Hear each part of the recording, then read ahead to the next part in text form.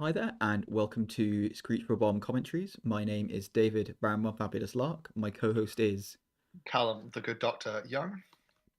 and today we have the top 8 of the Keyforge Premier League. We're very grateful to be able to commentate one of the quarterfinals.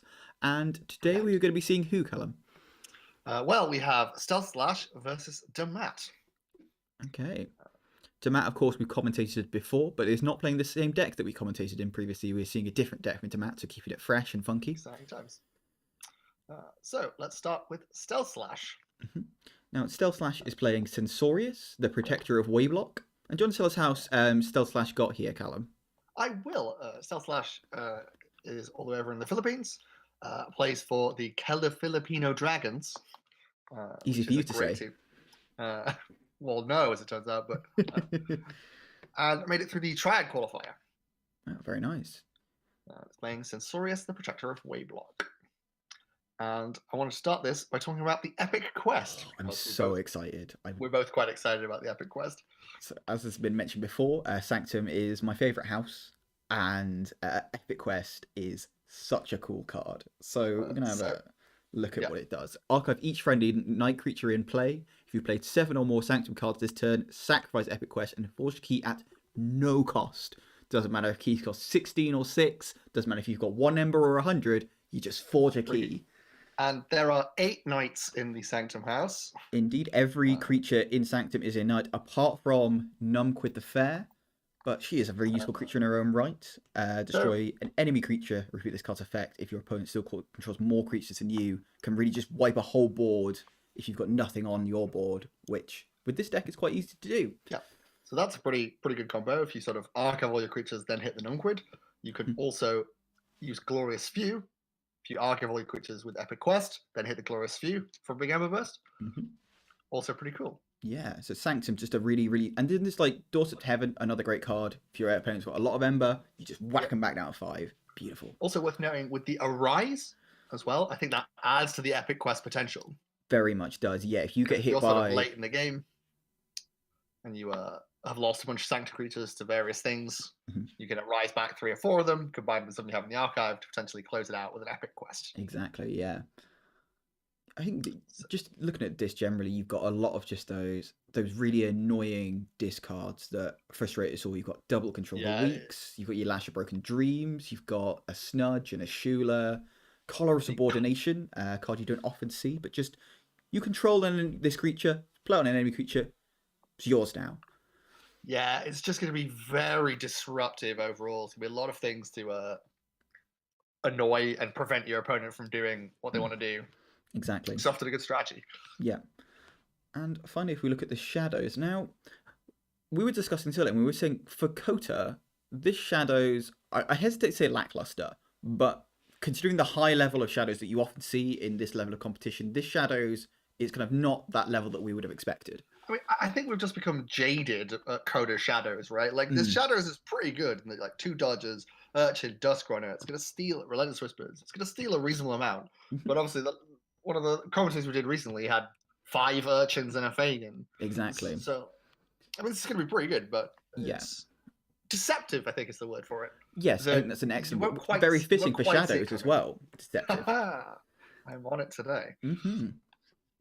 I think one card that definitely is worth noting, and we'll kind of talk more in when we go over to the other deck we're looking at today, is Customs Office, which if it gets early can really stymie your opponent's abilities, because your opponent must pay you 1 in order to play an artifact. So not only do they have to give your opponent an Ember if you play an artifact, you also have to have Ember to play an artifact.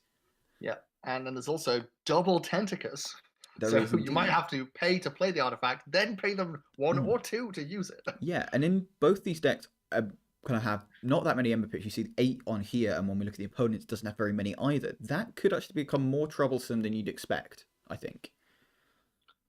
Absolutely. Okay, I think that just about covers Sensoria. Shall we move on to the other deck? Let's do it. Okay, I'm going to give a go at pronouncing this. It's Whisperia Gerafondeo Invisibile. Invisibile, perhaps? Invisibile. It says guessing.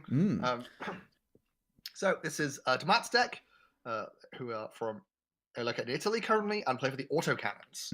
They came through the KFPL adaptive qualifier, so fought their way in this very format. Mm-hmm. Deck name translates as Whisperia Invisible Warmonger. Oh, Kind of cool. interesting. So the first thing I noticed about this is that, again, as a deck, it is going to be slow because it has an Ember control of 17 and an expected Ember of 12. So this will perhaps do more taking of your opponent's Ember than it will generating it. Exactly, yeah. It's also, I think the speed is the next thing to look at, which is 6.3. I think normally this would be really troublesome, but when both decks, you see the previous deck was, I think, around 2 point something. Both decks 2.8. are incredibly slow, which means we're going to see the kind of Keyforge that I love, which is just big boards, fighting it out, battling, just like nice, measured, thoughtful Keyforge. I'm really, in case you can't tell, I'm very jazzed for this match. I'm pretty jazzed. It's not normally my sort of Keyforge, but with both decks doing it, I think it could be quite interesting. And so should we start with the grimmest thing about the Dis, I think, is where we're going to begin with. Yes. So, Infernus. Yes. A controversial card. Many people are not that fond of it. They get slightly too good or fun destroying, and there are 3 of them in this deck. Yeah. And I'm a fun legacy hysteria. Yeah, I'm a fan of Infernus. I'm not one of the Infernus haters. I think it's a very useful card that has a very good place in kind of like messing up like the kind of rush decks. Even I'm a bit like 3 Infernuses and a Hysteria. You're going a bit too far there. And I think in the last round they used the Orb of Wonder to go get the Hysteria. Oh my god! Or the triple Infernus play. That's beautiful. That's insufferable. I love it. So that's something to begin with. This is where the Ember control starts. But then you're also looking at Bring Low, a sort of rare example of your big scaling Ember control in Mass Mutation. Indeed. Yeah, you got a couple of capture Ember pips as well. There. 2 Square Alice. Mm-hmm. Indeed. Font of the Eye. Lieutenant Gorfinal, which can really stack up Ember if you let it. So there's going to be a whole bunch of Ember control. There is, and you stop your opponent with Portuguese. You do, and you have the Gluttony, which is move each Ember from friendly creature to your pool. I think it's unlikely that we're going to see Dammat being able to pull this off, but if they can, there's a potential for a very large amount of Ember going to their pool if they can pull this off. I think even if they don't pull it off, the ability of it to present a huge threat is an advantage for you, right? You put this down, even if you don't think you're going to get it off, your opponent has to kill a 6-power creature pretty much immediately. Yeah. And with the Pride Sin as well, reward each friendly Sin creature. It's going to be hard to get rid of, yeah. Could potentially be awarded 6-power creature. My concern, though, is actually, and I've just thought of this, is that we did see Collar of Subordination in StealthSlash's deck. Oh boy, we did. And obviously both players have Dis. If you can get that collar on that Gluttony, that's going to be spicy. Maybe, but there's not that much capture in Censorious, I don't think. There's not, but it really kind of slows down Dammat at that point in that they both have to kill their Gluttony if they want to use it again, and they also have had their way of getting that Ember off stolen. I think if we see that pulled off, it could be a real game changer. Let's talk about the logos for a second, because this logos is weird and interesting. Yeah. I think similar to the shadows we talked about in StealthSlash's deck, this is not a usual logos you will see for this style, for this set at this level. Usually you're expecting heavy draw, heavy cycling. There's a little bit of that with the autoencoder and the Infomorph. But what you mostly have here is creature control. Yeah.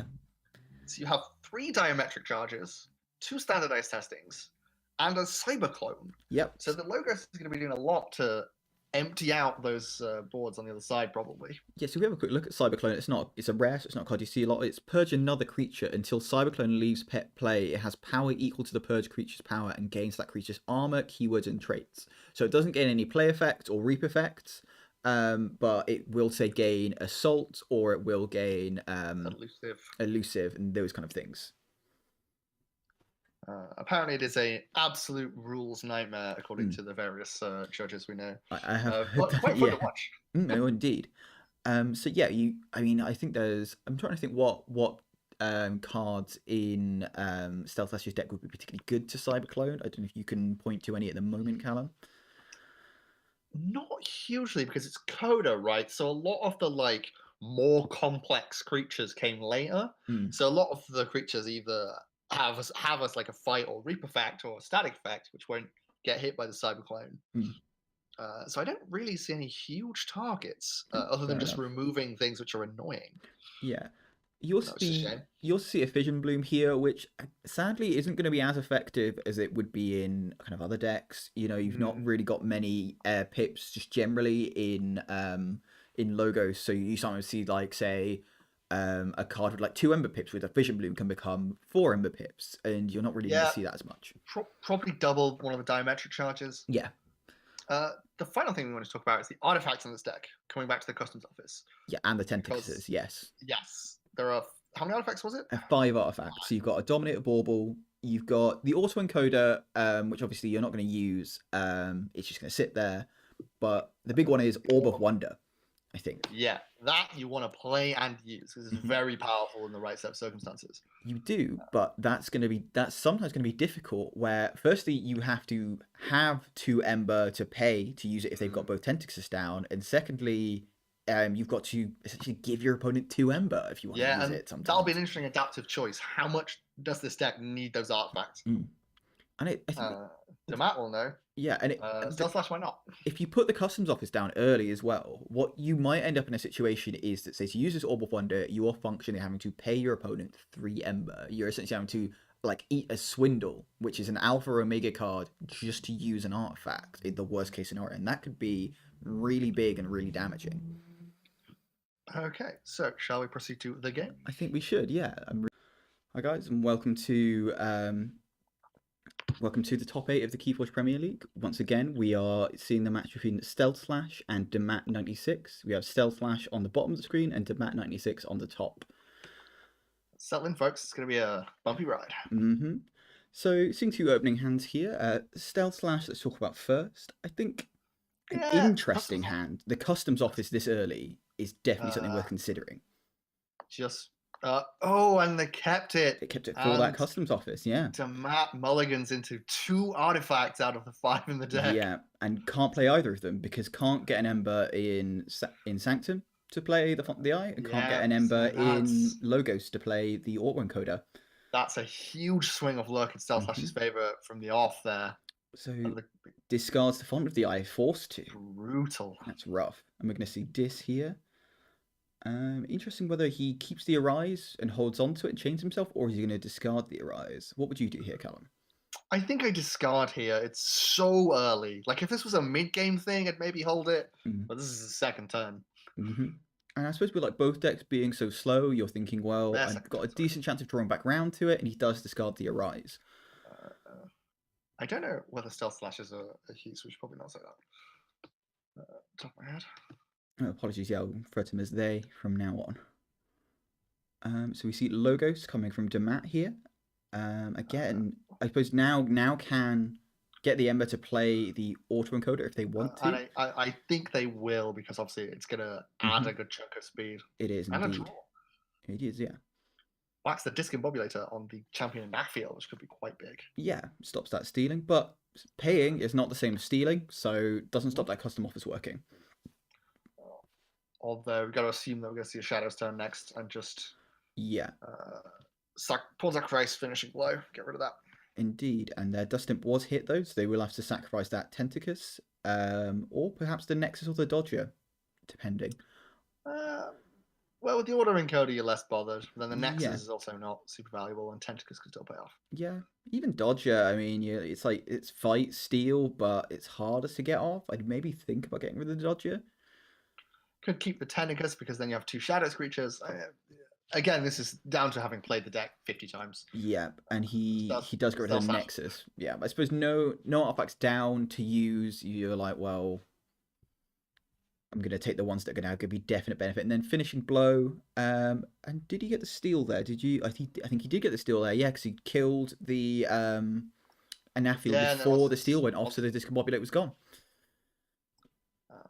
And we're again seeing problematic early draws from Dammat now with the Hysteria. I think both are getting quite problematic early draws though, because you've got StealthSlash drawing the Epic Quest, but you don't want it this early when you've only got, say, 2 Knights you're going to archive off of it.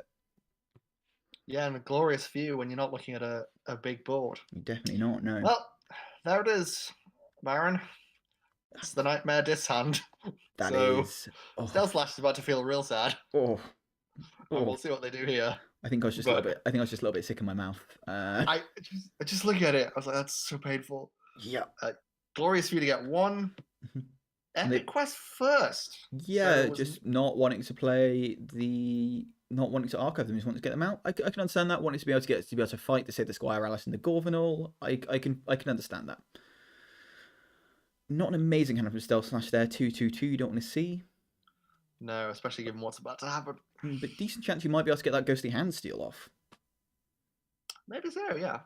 But yeah, we are presumably going to see a disgusting turn here. I see the double doom, discards the protectrix. Oh, not going to be happy about that. That's one less knight they have to one less action card they have to hit with the epic quest. I mean, I just think at this point you're not going for the epic quest. If they were thinking about going for it, they would have played the knights, then played the epic quest. I think they've just gone, this is too early, it's not going to work. I've already lost the Arise. It's not going for the epic quest. Yep. And now just we're seeing the Infernus's come down. It's going to take out Pips. It's going to take out some key things. It's interesting here, though, whether you actually do what you do with the Dominator Bauble. Because assuming you do the Hysteria... Oh, wait, no, because the Tentacles will be Hysteria. Ignore me. Yeah. I was thinking for a second they would have to give StealthSlash 6, but they can and we're seeing a lot of big cards come out of StealthSlash's deck here. We've got no Finishing Blow, no Pawn Sacrifice, no Arise, no more Glorious View. Oh, no, actually, no, I'm further mistaken. If they want to play the Dominator Bauble, they would have to give StealthSlash 6 Ember, and it's whether they want to do that or not. I don't think they've got any more cards in the discard unless they want to purge their own discard to remove any more Ember off of StealthSlash. Yes, you don't want to put them to check. You do not. Oh, but they are going to purge the Dimension Shards and the Gizzleheart and the Fangs of Gizzleheart, so they can now play the Dominator Bauble if they so desire. Interesting to see whether they will, because I don't think the deck's going to be crazy reliant on Dominator Bauble.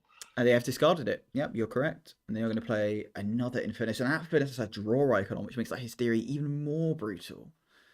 This is just an early body blow.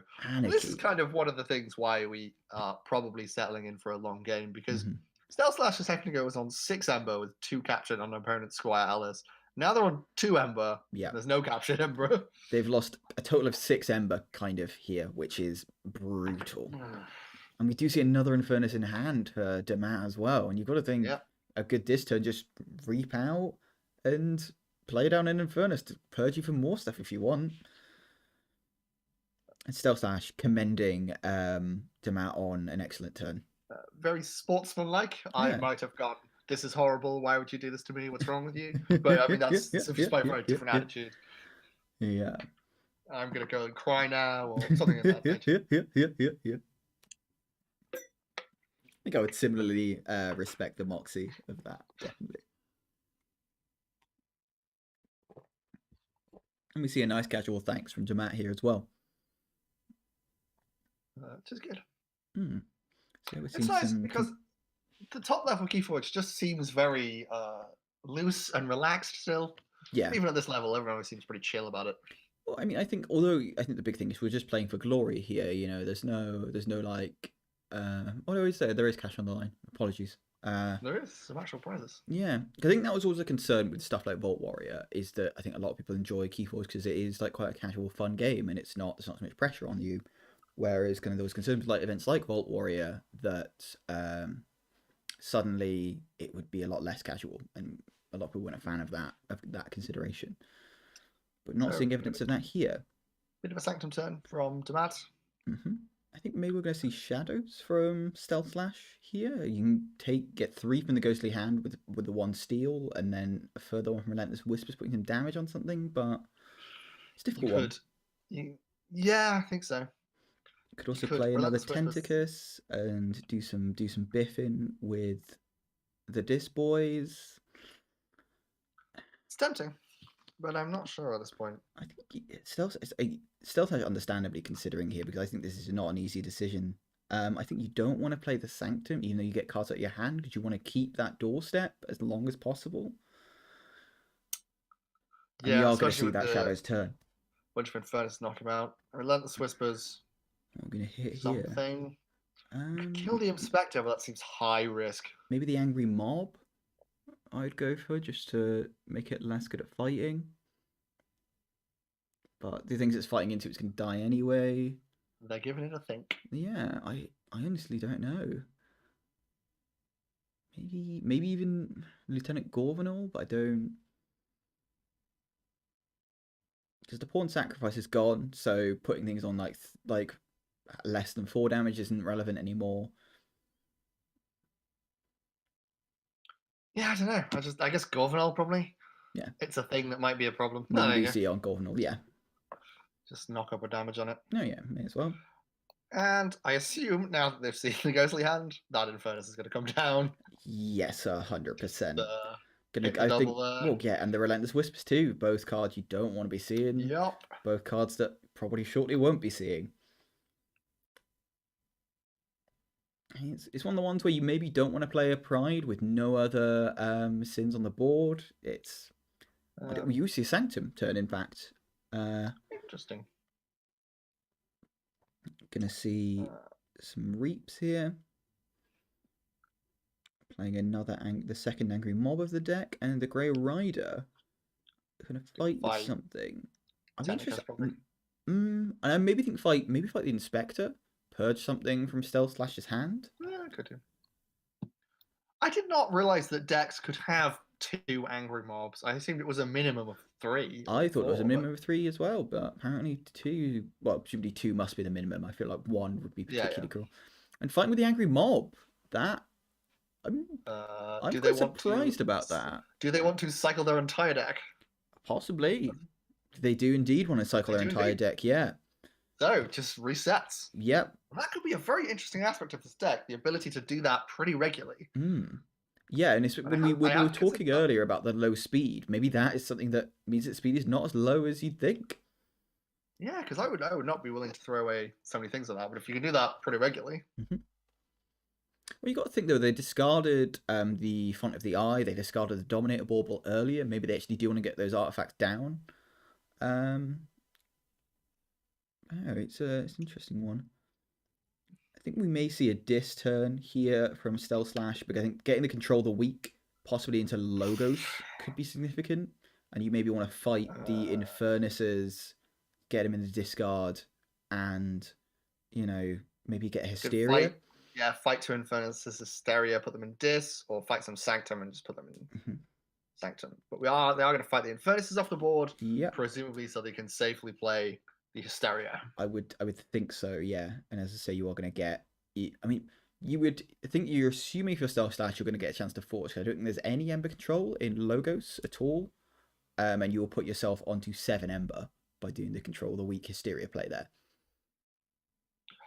Yeah, it's worth noting this is turn 7. I think we've had 1 check, and I played a game early today that the game was over by this point. This is excellent. I'm very happy about these circumstances. And yeah, we do see the Tentacus fighting the Infernus. And I would not. Ashula will live as well, so. Ashula will live. Get the effect. No, unfortunately, they've only got 3 Ember, so we're not going to see a steal from the Ashula. But I think we'll just see it played down again. And the Control the Weak into Logos. It'll be interesting to see if they see the Logos call. Whether they've studied enough of the deck to know there's no Ember control, and they do. I think it's also just that you saw on the board you had Dis and Sanctum and no Logos, so so they would have had something good in their hand. Yeah, it's not the boldest assumption that they're not going to have as much Logos to play, which they don't. It's going to be interesting here whether I think we probably are going to see the Cyberclone first, probably sure. to hit the Shula. I don't know. Oh no, you don't get the play effect, do you? So no, you don't. So I'd probably take the Tentacus. Well, you want to purge that, I think. Yeah, especially with the number of artifacts. Yeah, I'd agree with that actually. Very true. Oh, we do see a Diametric Charge in the archive though. Get them a cheeky Ember.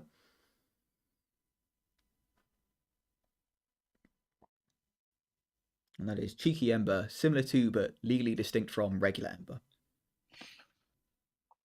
Just that little bit cheekier. certain je ne sais quoi. Exactly. And here we're going to see the Tentacus is indeed purged. You were correct, Callum. Well observed. And discards the standardized testing. Interesting.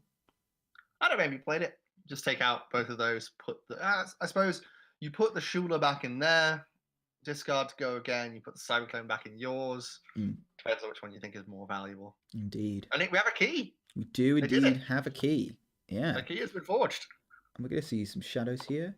Yep, going to get a nice steal with the Urchin. And just play out the Dodger. So, what are we going to see here? We're going to see the Sanctum, or are we going to see the Dis?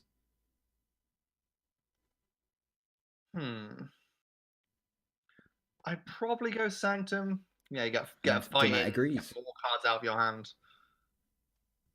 Now, we are seeing the Numquid the Fair in hand for StealthSlash, which, depending on how hard Dammat commits to the board, which you've got to assume is going to be quite hard, that could be quite effective coming up. We're going to see the Angry Mob come down. And we're going to see that Font of the Eye. You're going to have to pay an Ember to do it. I think they might at this point. It's such good Ember control. It is. That.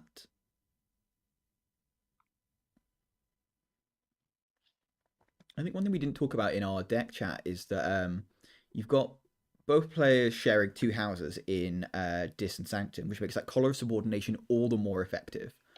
Yeah, it could potentially be very big.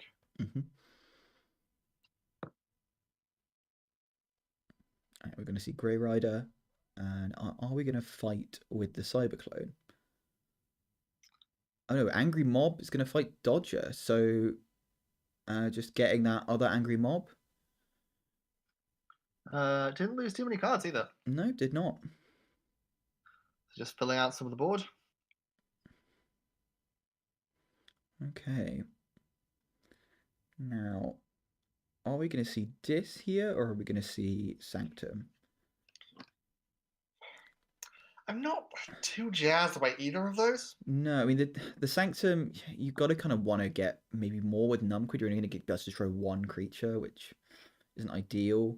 And you don't really want to play the... But I don't know when you play the Doorstep, really.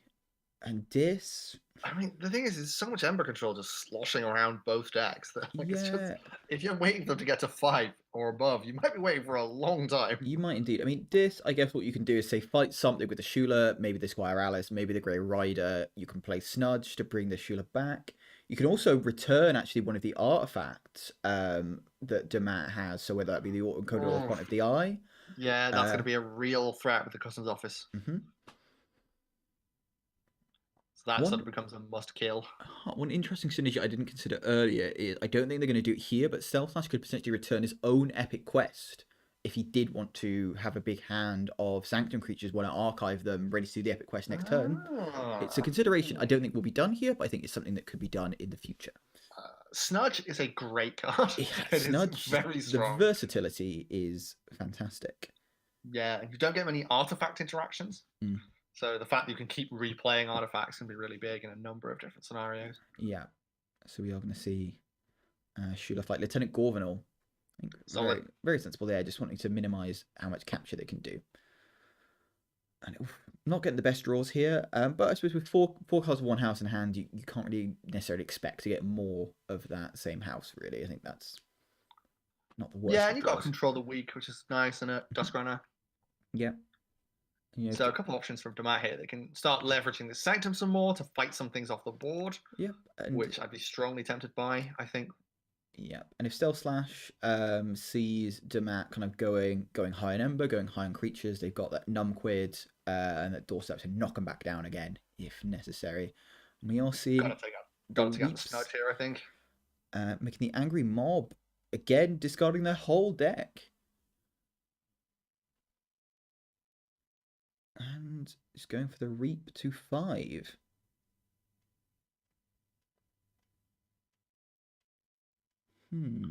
Clearly holding on to that Dis turn for... Indeed.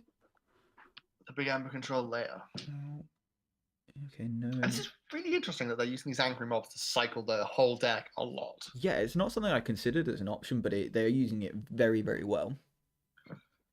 Well, you're very anti this sort of thing, and I I'm am. usually quite pro. Yeah, I'm not a fan of kind of like discard until you find effects. But I mean, I think this isn't really being used to find an angry mob. This is just being used because they want to just keep getting through their deck and keep redrawing the things that they actually find useful. So I can kind of respect it being used in this circumstance. I think it's still not the kind of thing I do because it's just not really the kind of thing I think about. I tend to kind of like to have a deck where I want to use all the tools in my deck, and I'll kind of build it around using all the tools. But I think it's a very different deck to what I play in a very different playstyle that I'm really enjoying watching. StealthSlash, considering here, I think this is a hard decision. I can fully understand why. You can kind of go for the dis, maybe control the weak them into logos. I could see an argument for. You could see going to shadows, just getting some steals off. With the Dusk Runner. Go for a control the weak turn. I think you keep saving that Sanctum, even though it's slowing you down quite considerably, because at some point they're going to have to play a bunch of stuff, and you are going to see the dis. Just a reap with the Master of One is. Yeah. Oh no, fight the Squire Alice. No, it makes much more sense fighting Squire Alice, getting 2 Ember rather than the 1, and not having to destroy your own Urchin as well, which you would have to do if you reaped. It's a May destroyer, so we'll have to take your own Urchin, but it's still the right call. Yeah. And yeah, I think you go dis at this point because you don't want to go Sanctum because they're on 5, so you know they're probably going to try and get above 5 next turn. Yeah, I'm going to assume you're going to control the weak. Presumably Logos again? I mean, we can see their hand, so it's easy for us to say, but... I tend to go Sanctum at this point. They've said it 2 turns in a row. And they are going to go Logos. Okay. I guess just not concerned about Logos in the deck. Time Magic Charge clears their entire board. That's gotta hurt their feelings a little bit. Oh, a little bit, yeah, but we are now we're going to see, I think we definitely see the Sanctum turn here, use the Doorsteps to knock them off check, and that... Pretty nice Nimquid the Fair. Yeah, killed, just the, 2 things, actually, 2. So probably the Anafiel and, the Cyberclone. And then we gotta get Ezekiel into a nice fight. Yeah, I think it's going to be Frankus and then Ezekiel to capture that 1. And also with the Frankus having the highest power. Yeah. Getting some big Sanctum chonk happening. Indeed we are. But we are seeing that Infernus hanging out in Dammat's hand, and you've got to think we're going to see a big distance here, and that Doorstep to Heaven is being purged. And just so many really useful cards for StealthSlash just going away right now, and they can't be thrilled about it at all. But they are having the best of the game so far. They are a full key up, essentially, because they've also managed to stop Dammat from really generating that much Ember. Yep, and they return the Frankus to hand. I think gets quite lucky here with the Dusk Runner being discarded at random, which I don't think we're going to see a Shadows turn for a little while from them, so keeping all those Sanctum cards in turn ready to just whap down at their leisure. But, yeah, we're seeing the Infernus here. I think, definitely that Doorstep's going, and I presume another... Ghostly Hand.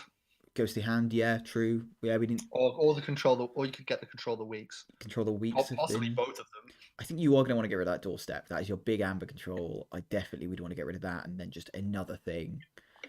Doorstep and Control the Weak, maybe. Yeah, I think that would be the route I'd go down. We are seeing Doorstep and Control the Weak, yes. We're not terrible at this game. Well, only you claim to be. Yeah, I make the bold claim of being not entirely terrible at Keyforge. And we are...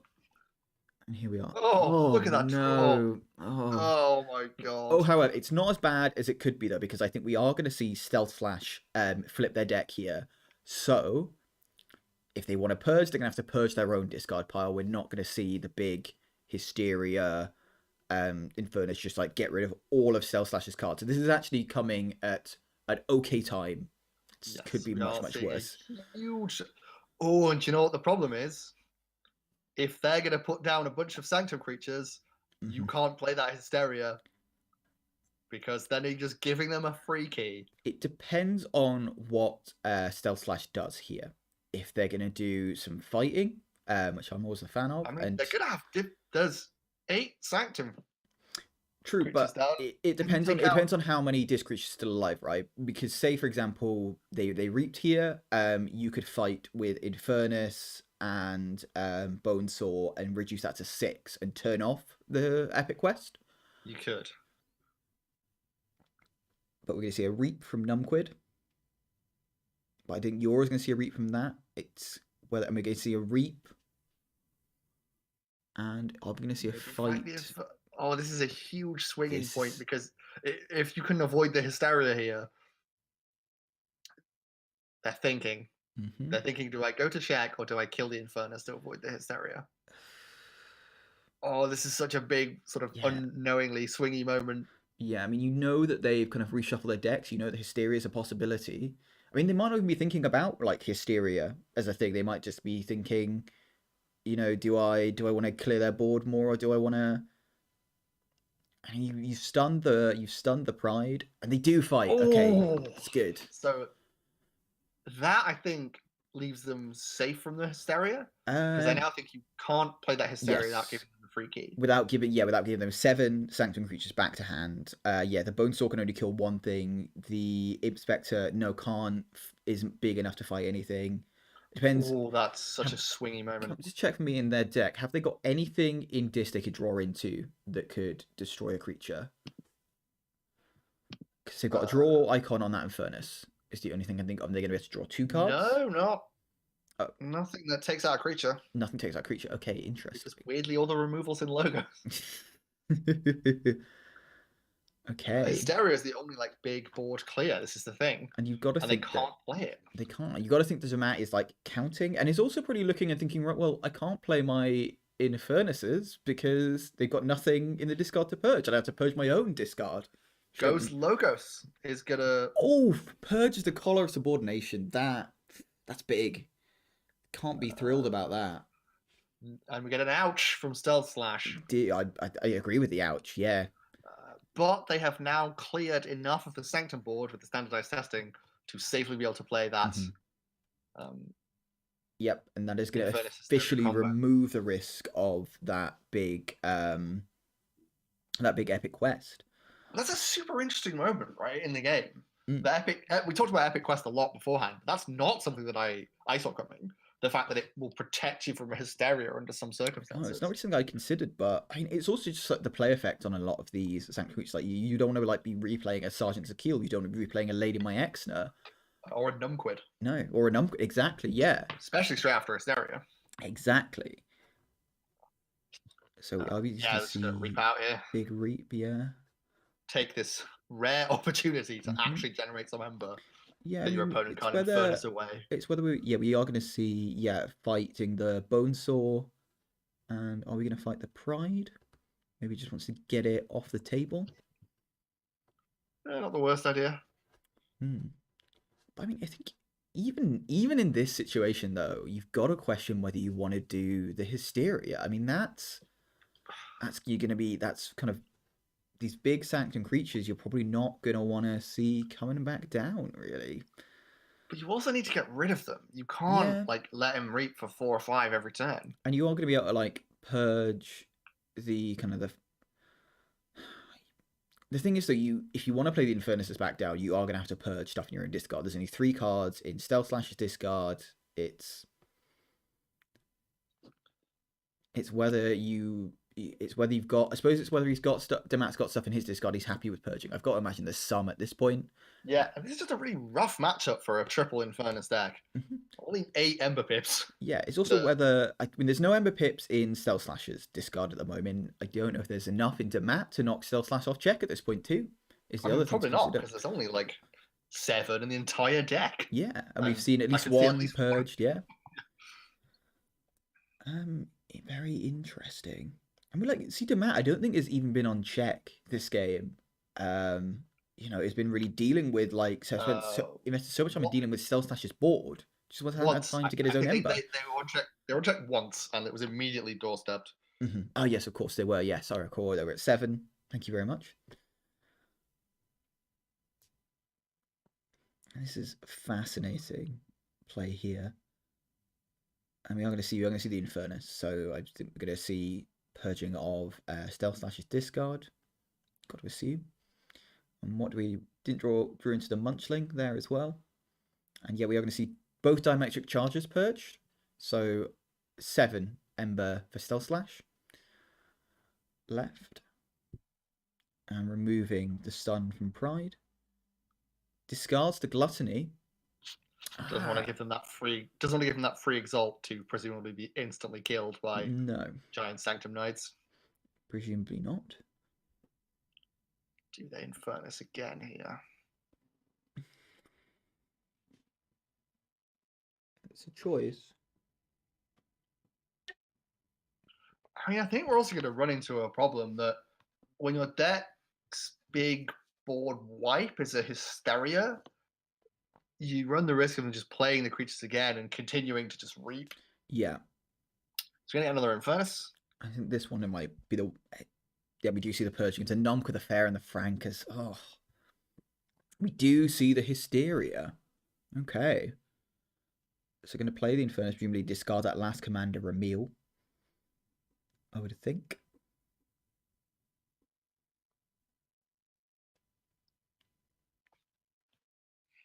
Unless they've got 2 Ember Pips in their discard pile. But I'm not sure if they do. I'm presumably just to get that draw off the Infernus, see if they can get anything good. But doesn't seem like it. Yep, Commander Ramil gone. And are they going to play... They are going to play the other Infernus. What are they going to hit? Do they have 2 Ember Pips in the discard pile? I'll be honest, I've not kept track well enough. We can't can't afford to check on our recording. No, but it really ratchets up the suspense, doesn't it, Callum? Oh yes, it's very exciting for us. Champion Anafiel and Double Doom gone, so StealthSlash is going to forge their second key. Yeah, and it's going to be 2 keys to nothing when this massive Sanctum board returns. Because of a cheeky raiding night. Indeed. And we've seen now a total of 20 cards purged from both players' decks. That is... That's a lot of cards. Yeah. And I feel like that's not going to be the last cards we'll see either. I think there's going to be many more. So yeah, we're going to see the Sanctum boys come out again. I would imagine you're going to see the stun on the Pride, as there's been most other times. Yeah. What's interesting is I'm looking at a standardized testing in Dammat's hand, and that's going to wipe out all of the creatures. That is, indeed. If you choose to go for Logos, which you think seems sensible, yeah. And plays a Lady My Ex now. What do we see? Stunned? I think that's... Pride, I think. As someone who's played quite a lot of Coda Sanctum, I think that's one of the biggest struggles you sometimes face, especially coming up against like decks from later sets, is that you have so many cards with 4 power in Coda Sanctum. Like it's like a lot. You know, you got as you can see here, you got Zakiels, Bulwarks, Raiding Knights, all 4 power. Staunch Knights sometimes 4 power that kind of affect like your standardized testings, like your Quintrino Fluxes. Kill all of your stuff. There it is. And it's just it's such a body blow when it happens. It's just brutal. I think we might maybe see Dis here. Get the Shula to steal, knock him off check, get the Dust Imp out, possibly. I mean, the thing is, at this point, you got 2 keys up. I don't know whether you just sort of go here. You're like, you know what? I need to just push towards the end. So play out the shadows.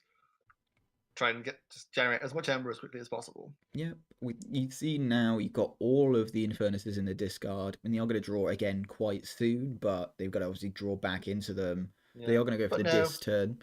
Got to keep them off check, which is fine. I guess you're going to get potentially 2 more Ember from playing a Shadow Stone. You're in a much better situation to do it now. Yeah, that's a much better Shadows there, because you can Relentless Whispers the Dust Imp. Or, if you want to, you can fight the Munchling with the Silver Tooth, then Relentless Whispers the Munchling. I think is what I personally do. Got options. You do indeed got options. And not a great hand. Ooh, that's a lot of Sanctum. and the Bring Low, which we just fully forgot about. Yeah, but I think it's just like not really coming up though, is it? I think it just went to the archives earlier. Yeah, but it's more that the Bring Low just isn't going to be relevant. I think he just wants to get the Ember off it. I guess. Well, you could have got the capture previously, but they chose not to. I think, knowing that it would immediately be fought back. And hits the Dust Imp, presumably just so they can get the 2 onto the Squire Alice, which I think they're going to do. Yep, just now. And the Orb of Wonder, is that going to come down? They're going to have to pay the 1 for it. I think it's worth doing. Yeah, it's worth so powerful. It's worth a cheeky 1. And I think you're going to need something flashy to come back at this point. You are indeed. So you've actually now, I think, got 2 options. I think you are probably going to see that Silvertooth play, but I think now you're going to want to hit the Squire Alice with the Silvertooth rather than the Munchlane, I would say. Yeah, I think that's reasonable because you'll get to check. No, what do you do with the bad penny here? Do you play it or discard it? Toss it. Yeah, I think I'd agree with that. You've got a Pawn Sacrifice and a Relentless Whispers in the deck. You get a Relentless Whispers, something else here, probably. Yeah. Could Relentless Whispers with a bad penny, but I think you discard it. Yeah, I would agree with that. And that is a problematic Nexus after Dammat having just paid 1. He's going to be able to deal with it with all that Sanctum, but we have to choose Sanctum to deal with it, which, with looking at the hand, probably not going to want to do. That is indeed quite the pickle. Yeah, we are going to see fighting the Squire Alice and then the Relentless Whispers to destroy Takes Dammat off check again. Yep, and he's presumably going to play the Ghostly Hand to get him on check. Definitely going to have to play Sanctum now. Got that Bring Low, Angry Mob to fight. Got many ways of getting off check, but we see the Hysteria in StealthSlash's hand. That is big here. Because presumably they do this Sanctum turn to capture a lot. Well, you can take a Dis turn to hit some Infernus things, but that leaves the Nexus on the board. And with the Ghostly Hand in the discard. They're going for the Dis. Just bold. I guess you've just seen all those Shadows cards played, and you're just thinking, well, they're probably not going to do another Shadows turn, so they're not really going to want to use the Nexus. I mean, that seems high risk to me. It does, but I can understand it. I mean, when you've got so much Dis in hand, as we can see here, and you can purge the Ghostly Hand and Relentless Whispers, as we're seeing here, to knock them off check. A chance perhaps to doorstep. And protecting yourself against their Hysteria, because they're not going to want to Hysteria away your board when you've got an Infernus down. And it's going to be another Infernus coming out of the archives, along with 2 of the Sins. So we might actually see a Gluttony here, because they can stick it behind the Wrath, bang 2 Ember on it, and they've got some other Ember on it as well. As well. I think if we do see the Gluttony, we will 100% be seeing the Hysteria at that point. I think StealthSlash is still in a really good position here. I mean, Dammat still on 0 keys. You know. But then this is kind of how a triple Infernus deck will win games. That you last a bunch of time, you keep getting your opponent off the 3rd key. Yeah. And eventually you get to a point where you've purged so many of the things they need to do stuff. Yeah, we're on to 14 cards purged from StealthSlash's deck. That's nearly half their deck gone. And it's all their good cards that are gone as well. You know, you're not purging the bad pennies. You're not purging, you know, the like less valuable cards from their deck. You're getting rid of the bombs, the stuff that's really going to help you. And it is brutal to see. But plays a Waking Nightmare. Yeah. Bonesaw. Infernus again. It's interesting they're playing the Gluttony after the Wrath, though. And also, they're not playing it next to the Wrath either. I think maybe they're not. I thought you do that. So maybe that's they're not going to play it. Maybe you wait until after a Bring Low. But like you've taken so much of their Ember away this time. I think maybe it's just too risky. Maybe they're cognizant of the Hysteria, and it's just like, well, if they do Hysteria, they're going to get possibly an insurmountable amount of Ember. There's so few. What are they going to look for with the Orb of Wonder? Ooh, interesting. Discards the Gluttony. Oh god, if this is a Hysteria. It's the Pride. Huh. I mean, no, they're not going to want Hysteria right now because they're going to return both the Munchling and the Angry Mob, which we're not going to want to do with that Ember on it, I'd say. Now, why have they played that? Why Pride in those circumstances? When you've discarded the Gluttony? It does seem a strange one. So I yeah, we can are going to see understand that if you. this here, and I think presumably we are going to see the I don't know. That's such a rough Hysteria. I know. I think I know why they're doing this is because they're going to flip their discard if they play all 4 discards. Yeah, I guess, and you keep them And off check you keep them off check again. with the Shula. I think this is very sensible. I think you. I don't Yeah, I think suppose. there's really any Ember pips to purge anymore. I don't know So if what's there's none in. left in either discard, I can't Yeah, see, but I don't think either deck has a huge discard right now. I think we've seen the Waking Nightmares already been purged. I don't. Without knowing what's in Dammat's discard, I don't know there is to capture on the Wrath to take them to 6. But this could be the game here.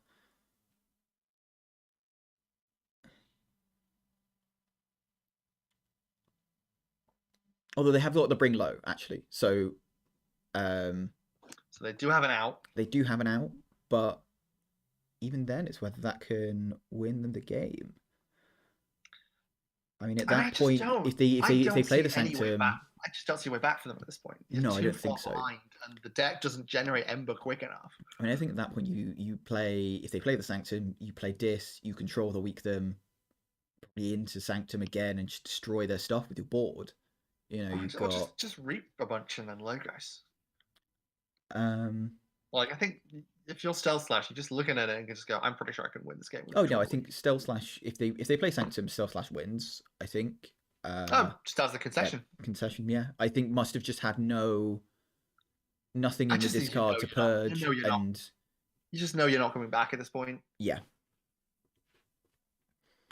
Yep. So control the weak and GG. Yeah, saying I think know that. I mean, I suppose you could work it out from what's in there. I would. Yeah, when you look at the discard, you look at the purge, and you can kind of like with so little in the discard, I think you can figure out what's in their hand quite much more easily than you would with a full deck at this point. I think is what happened. But that was some rough key fortune, folks. Drag out game there. I was thrilled personally. What was the purge count at the end? It was like 14. 20? I think 14 from StealthSlash and 9 from Dammat, so 25 total. I think almost a third of the 2 decks combined was purged by the end. Oh god. I'm just gonna kind of scrub forward a bit here through the downtime, see if we can get to the actual game. The horror. Okay, here we go, and yep, here we are with the opening hands. All right, so and we have the reverse fixture here. I think we've seen a very quick mulligan from one of the players here. Yep. Clearly not a fan of an opening hand. Let me see.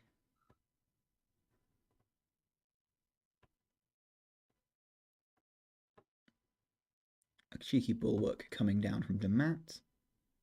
Would early Infernus. Can't be too chuffed about that.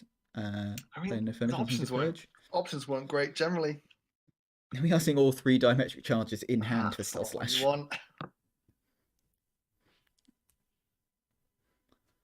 So, Actually, sacrifice here? I don't know. I mean, maybe get rid of the. Yep, I'm gonna use the Nexus. I would think no artifacts down. You see the Nexus gone, just to get some damage on the Infernus, because the Wrath obviously having that sweet armor.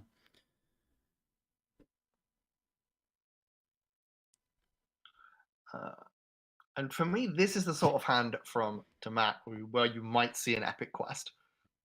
I think you might want to try archiving those 3 sanctuaries, especially when you've just seen Infernus come down. It's early in the game. Sadly, Bulwark is going to die for 3 diametric charges. But Dodger fine. Just 1 damage on it. Shrugs it off. An incredibly inefficient way to kill Bulwark. StealthSlash can't be unhappy with that, you know. 3 Ember, it's an interesting call here from Dammat because You didn't see StealthSlash Epic Quest, You didn't? but they're going to go for it. The lure of the Epic Quest is too strong. I love to see it. And this is why I think it's an interesting adaptive card, because you get decks where you just find it really hard to pull off, but it's just always there to tempt your opponent into making like suboptimal plays. Yeah, I think we're going to see probably Sanctum here. Maybe use, say, the Wrath to smite with the Wrath to destroy the Dodger, and then get a Reap with the Grey Rider on the Lieutenant Corvinal. Do it the other way around. Grey Rider the yes. Wrath, and then smite the Grey Rider. Yes, very true. Good thinking, Penfold. I've got some Grey Rider smite decks knocking them out. Penfold? Yeah, nice Danger Mouse reference. I'm not au fait with Danger Mouse. You've never seen Danger Mouse? Oh, you'd love Danger Mouse. You should watch Danger Mouse. What is it with the? It's the second like French thing I've said today. Au fait. Word of the day there. Au fait. Okay, fair enough. Hey, so it's got to come naturally. We can't force it. Au fait is a good one though. I like that. That's a good word. Fair enough. I could have just said I don't know Danger Mouse, but why would I say that? Yeah. I have standards to maintain. Protection. We are going to see the Grey Rider first, as you suggested. Very nice. And I think Poison and Skirmish is a good combination. It really is, yeah. And we're going to see a cheeky smite to get the Reap with the Grey Rider, and then get the Reap with the Gorvenal to get onto check for StealthSlash. A nice early check. Indeed. I mean, I think we are going to see the Shadows probably hitting the Grey Rider. I mean, it's not going to last, is it? No. They're going to steal 2, in fact. Yep. So they're going to get the Grey Rider, Relentless Whispers, and the Infernus, and discard the Dusk Runner. Yeah. And there comes the Customs Office, just as StealthSlash has the Order of Coda and the Vision Bloom in hand. Not what we want to see. It is not. StealthSlash really not getting some great draws here, I wouldn't say. I mean, that second time was decent. He did some good stuff with it, but just not getting like that really critical mass of cards you often want in a Keyforge game. I mean, it's just the power of the Customs Office, right? Yeah. 5 artifacts is a decent chunk. And then they're good artifacts that you want to get down as well. It's not like a Soul Fiddle where you're like, oh yeah, discard that Soul Fiddle, whatevs. They're pretty nice artifacts. I'm going to see the logos. Munchling. Are we going to see either? We're going to discard the Vision Bloom, which I think is fair. There's not really much you can do with the Vision Bloom, as we discussed in the deck chat. But the auto encoder got a draw icon on and very useful. I think you pay 1 for that.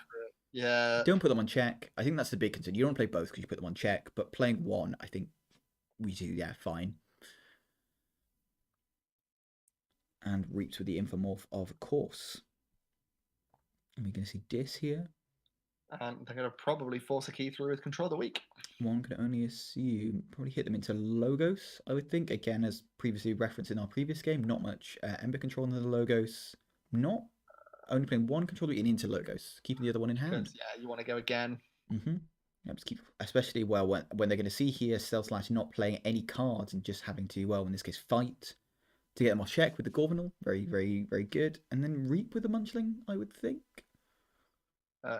Kill the Dustling, then give him the key. Yeah, exactly. So yeah, just doing the Reap, and I think we're going to see the second control of the week here, just pushing them back into Logos. Oof. And that's the power of this deck that is incredibly disruptive. You're just stopping your opponent from doing what they want to be doing. Yep, and we are going to see the key from Dammat here, because definitely no way of knocking them off now. Dangerously close to an epic quest. Indeed, they are. So this could swing very quickly. Just 1. He may even risk playing out that Sanctum turn with the Hysteria in hand. Who knows? That'd be an interesting choice, I think. You gamble on that. I'd be tempted. Coming later. I'd be tempted. This is the dilemma, right? Drawing into more cards. Only 13 cards left in the deck. Well, it's like, here's the dilemma.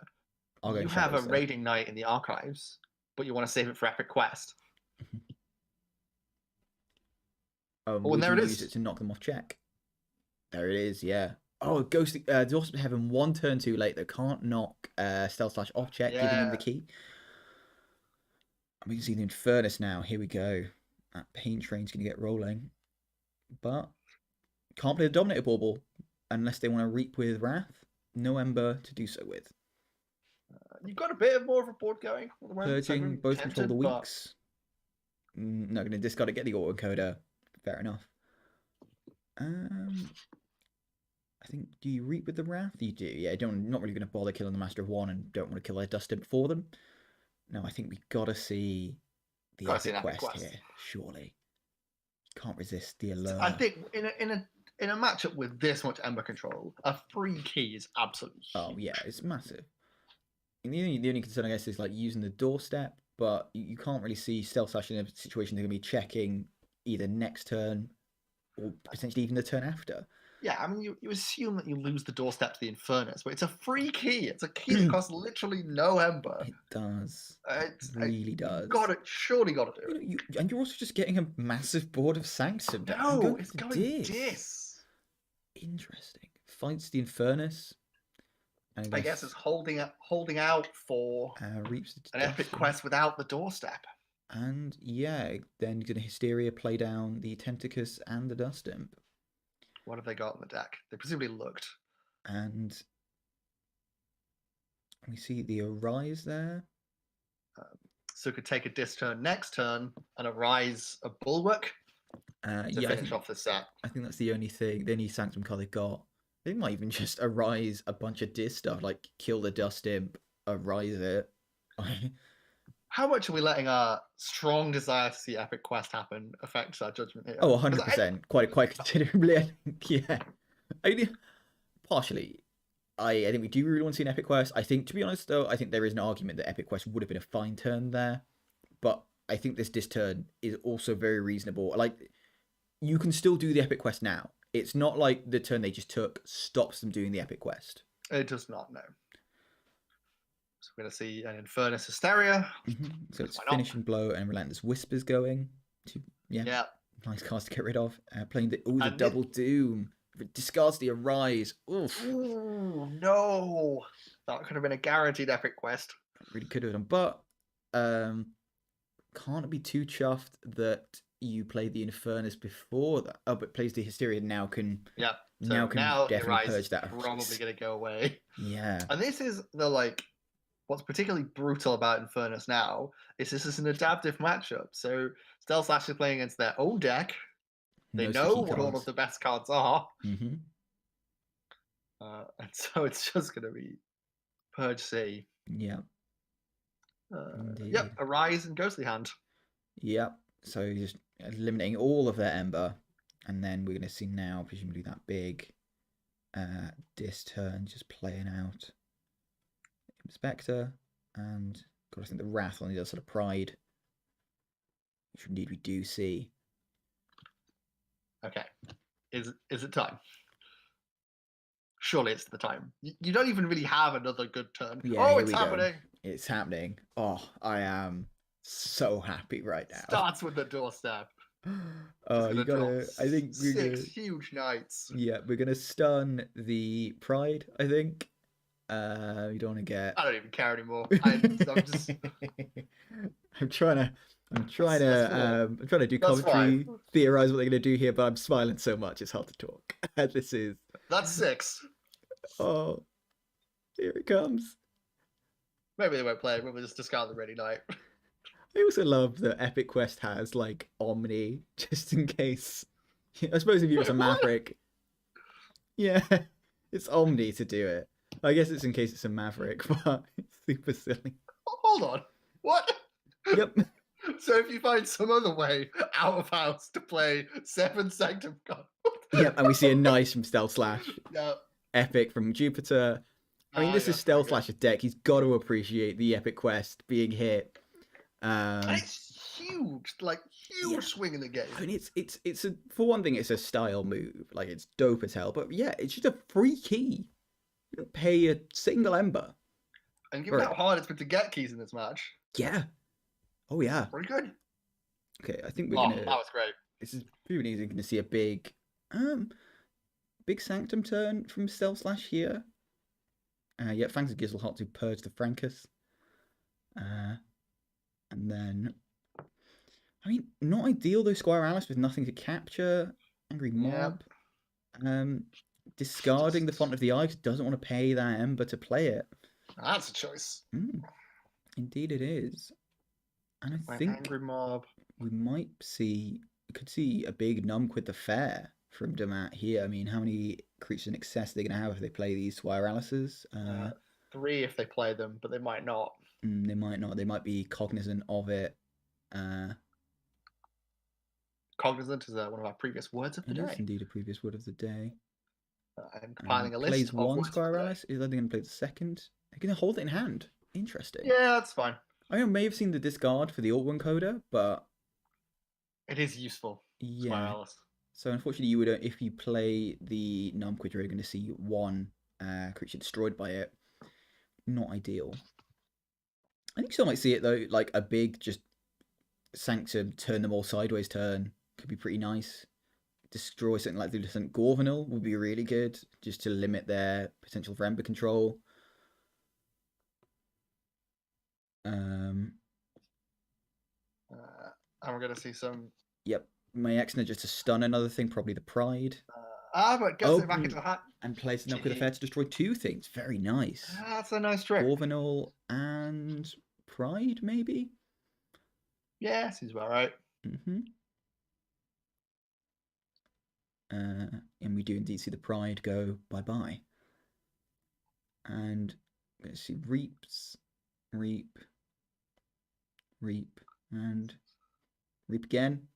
Mayexna to stun the Angry Mob, perhaps, to stop that cycle. I think that's reasonable.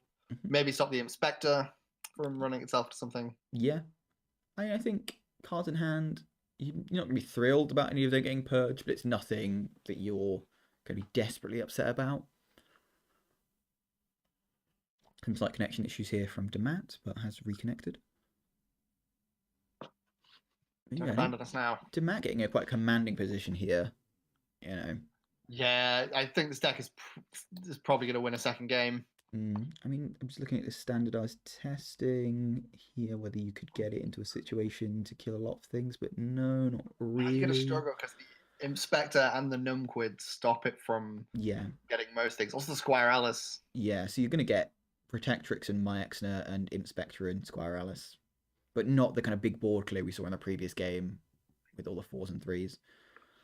And we also see logos. With two standardized testings, we are going to see everything getting deaded. So 2s and 5s go, and then 4s and 3s. So yeah, there will be the full board again. Playing the Cyberclone to purge Numquid. Yeah. So then it's I can. Then it's 2s and just getting rid of that board clear, and just again the second standardize is gonna get everything dead. Just a big nope on that. Indeed. Okay, we're gonna see shadows here. Yep, see the Dodger. Just a Reap with a Silver Tooth to get on check and just say, what are you going to do about it, Stealth? And let's see what Stealth is going to do about it. Going to be glad to be holding that Squiralice here, I think. Yeah, you've got the Bring Low as well, but the Squiralice says you hold on to that even longer, which I think you probably will, because you're not in a great position, so you kind of want to hold your emergency solutions. Indeed, you do. Could be a reasonable opportunity to play the Orb of Wonder. Can indeed, and then just recapture the Ember. Indeed. Maybe you even want to play the Orb of Wonder, then play Bring Low, and then play Squiralice? That looks like what we're getting. So capture 4 Ember total, which you're going to be pretty chuffed about. 1 on each, and then get 2 on Squiralice. Presumably had a look at the discard to see if there's a Hysteria knocking about. So I think we might see some Sanctum here, play a Glorious Few for an Ember, and then use the Zakiel to fight the Alice with the Dodger. Yeah, with the Dodger, steal 1, get that 2 back. Yep, so get yourself onto a cheeky 7. And that might be it, I think, unless they can Orb of Wonder something. Is Orb of Wonder deck, or Orb of Wonder they can get back that Bring Low? No, it's the deck rather than discard. Yeah, so they flip their deck. So, they've flipped, okay. So they can get back that Bring Low. Apologies to our legions of fans. I am looking at a bit of a fuzzy recording. And I guess you could also get back, if you played this, you could get back an Infernus. But they are in a pickle here. Yeah, I mean, the deck that Dammat's playing currently, Censorious, looks pretty much the favorite, I think. Mm-hmm. After the first game and also during this game with the entire key for 0 Ember. Yeah, that was so good. So good. We're in the top 8 of one of the kind of like biggest Keyforge competitions that we have at the moment, and we've seen an epic quest go off in earnest. I am thrilled. You don't see Coda Sanctum much anymore, like the top level. No, you and really so the fact don't. they've brought it to this tournament, they've brought a 78 sats Coda Sanctum deck, albeit also with Coda Dis and Coda Shadows. Yeah, as a man who has Coda Sanctum, and one of my favorite decks is Coda Sanctum. I have a tattoo as a result of Coda Sanctum, and this is my dream for me. I'm in dreamland right now. This is beautiful. We are going to see the Sanctum here though, from StealthSlash, but in this case the Mass Mutation Sanctum. Also a big fan of. And I think they've brought it back well. They've done a lot of things with Sanctum that make it, I think, work more interestingly with credit of the houses. You've got to assume fight the Angry Mob. Yeah, you've got to assume we see the Bring Low coming back here. Orb of Wonder gets.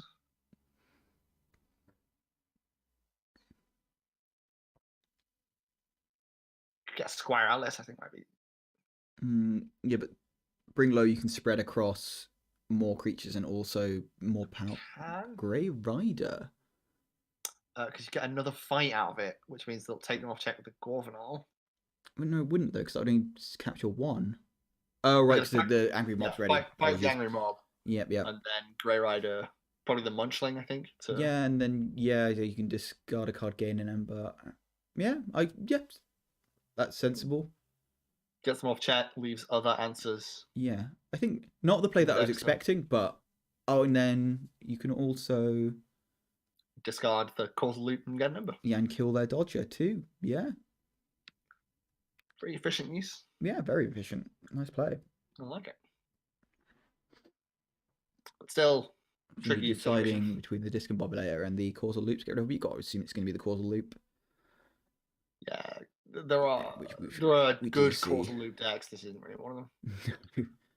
Okay, we have the Infernus in hand, so potential for further de-checking from Stealth. Yeah. Collar of Subordination. I think we might see the Grey Rider being the Champion Anafield. I suppose. Which is removing that check, that taunt. I'd have been tempted to take the Gorvenal.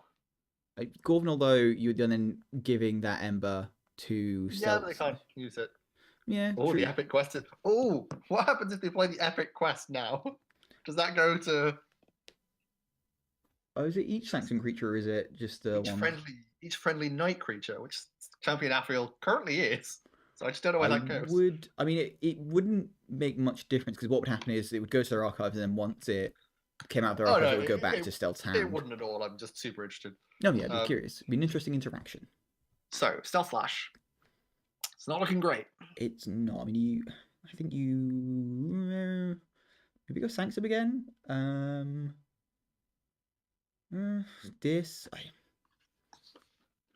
It's a devil of a pickle. I'm saying that a lot today, I feel.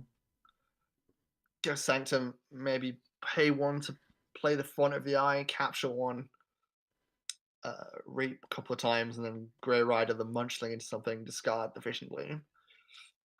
Yeah. Munchling maybe into the Zakil or the Anafield. And I suppose if you don't get yourself on check that way though. It discards the front of the eye to the auto encoder. Yeah, fair enough. And this is the difference that the Epic Quest has made. That had that not happened, they'd be fighting each other over key 2. Yeah. But because the key came out of nowhere, or not out of nowhere, but was for free, then Dammat has all the pressure. I think they can just keep up to check. It's especially as well true with 2 decks that don't have high speed, and as a person who's played quite a few lower speed decks, it just depends on the order the cards come out as well. Like Dammat, it just lined up that you could do an epic quest, whereas Stealth got their epic quest really early with it Really. not enough knights to make it worthwhile. And so you've probably got to at this point be thinking about chains. Obviously, they're still going to try and win the game, but Yeah, I think we're going to see a Shadow's turn here. Maybe an Urchin, Pawn Sacrifice, and... me, I'd have gone for the Dis. Reap 3 times, Hysteria. Oh, yeah, hit the Shula. Yeah, I think both strong players. Maybe even just run the Dust Imp into, say, the Grey Rider before you do that. Yeah. But Shadows is perfectly sensible, I think. Shadows work too. And I think it's going to put this game away. Yeah, 6 and 2 3s, really, I think.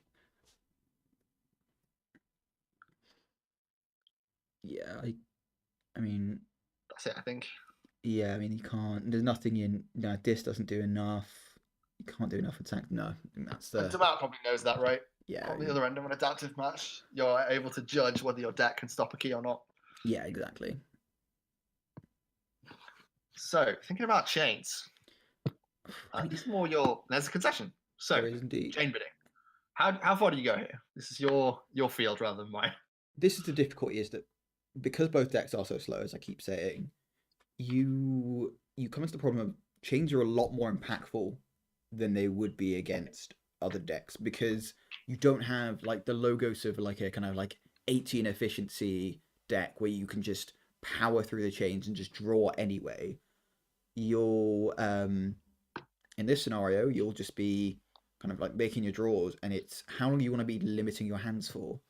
I think it could hit Stealth's deck more than it might hit Dammat's deck, in that you've got stuff like that epic quest, and you've got those kind of things where you're going to want to be able to get those knights down early to maybe hit that epic quest.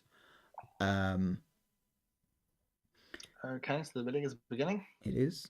Okay, keep going. Not much time left in the game, worth knowing. No, 19 minutes. We are just going singular chains. We're not seeing the big kind of like bid of 6 as we've seen in other situations before, but already up to 4. And I think this has got to be around the time you're starting to feel a bit trepidatious. You've got your opening hand is going to be down to 5, and you're going to have like quite a few turns where the other person can really set up a board. Is the big thing, and with both deck, but especially with the deck that's 1/2, the Epic Quest deck. The only real board clear it has is like Numquid the Fair, which can get purged by the opponent, and Hysteria, which returns into hand. Getting that big board early can be really just break the game and kind of settle it quite quickly. Dammat referencing that the time it scares him, which is very fair with 19 minutes, especially with how long these first 2 games have gone. You could see this going to time. I think we absolutely could see this deck going to time, because neither of these decks feels like it can generate enough Ember to win in 19 minutes, and they're both very good at stopping the other person from winning in 19 minutes. Really are, yeah. Both kind of very much, no, you don't forge today, sir. I definitely wouldn't want to go over 6. I feel like starting on absolutely. 7 would be catastrophic potentially for you. I think we have 4. It's currently on StealthSlash with 4. Yeah, Muffins is taking over as judge, we're being told here. Very important with the potential of a time that this is going to. Dammat is thinking, very understandably. We're in the top cut here. This is sudden death. It's not like in the group stages where it's a loss. This is, you lose this, you're out of the tournament.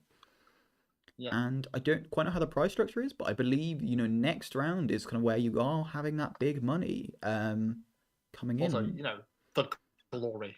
Yeah, the glory as well. This is like, hey, I was in the top 4 of the KFPL. Yeah. I'm one of the best 4 players. Yeah, this one is indeed for all the marbles. And you don't want to make a rash decision. We're going to 6 here as well, we're seeing from Dammat. And I would be surprised if we see a 7. Very surprised. And I've got to think that's why they wanted to jump straight to 6. Yeah. They're like, no. It's Stealth's deck, to be fair. Stealth knows the deck. He's played adaptive with it before, presumably. And But he I reckons don't know. 7 is I don't play. doable. I'm not a fan of these slow draw decks. And Dammat, yeah, it's going to go okay. I think that's very sensible to Dammat. I feel like, especially if it's not my deck, I would 100% never want to go a 7 with this deck. I 7, think if it's Stealth's deck and he knows it well enough, I think I can 7, see the argument. 7 is a mulligan, and then you lose that chain and you're back to a normal hand size. 8, you have that for an extra thing. Yeah, that is. But 7 chains on a deck with a speed of 2.8. That's a lot. As I say, as a player of like one of my decks, Christensen, it's similar to this in kind of like it's got a lot of control, it's got a lot of fight, it's got a lot of kind of like keep control of the board, stop them forging, and then kind of reap out to the win. Going at 7 chains would scare me a lot, and the speed of which he went to 7 as well. In that he's confident with that. Then that wasn't like a thought. Yeah, that was they jumped I could definitely there. do this at 7. Yeah, they just went straight to 7. I guess the thing is though that Stealth's deck has dominated both matchups. Like it felt in control both times, even with like half the deck nearly purged in the first game. Yeah, it never felt at risk. A 3-0 win as well. Yeah, with 14 cards purged, you still won 3-0. That's nothing to sniff at. Just could not generate enough ember to deal with the control.